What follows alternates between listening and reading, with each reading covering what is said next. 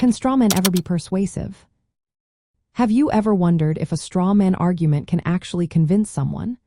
A straw man fallacy happens when someone twists or misrepresents another person's argument. Instead of addressing the real point, they create a weaker version that is easier to attack. This tactic is misleading and does not engage with the actual discussion. From an ethical standpoint, using a straw man is problematic. It involves dishonesty and misrepresentation. This approach undermines fair dialogue and distracts from the real issues at hand. When people engage in this kind of argument, they manipulate the audience by presenting false impressions. Ethically, it is important to address arguments in their true form. This shows respect for the integrity of the conversation and the autonomy of everyone involved. Despite these ethical issues, a straw man argument can sometimes persuade an audience. It may convince people that the opposing view is weaker or more unreasonable than it truly is.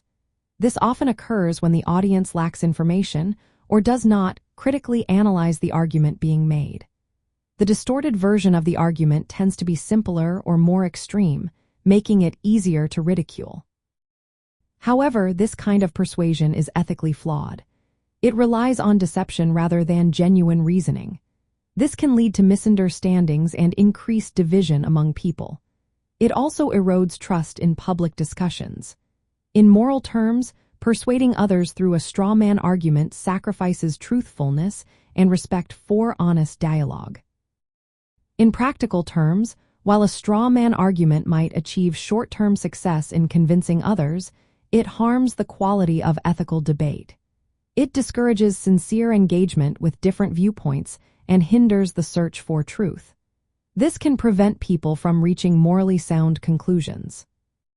To sum it up, a straw man fallacy can be persuasive because it simplifies and distorts opposing views. Yet, from an ethical and moral perspective, this kind of persuasion is unjustified.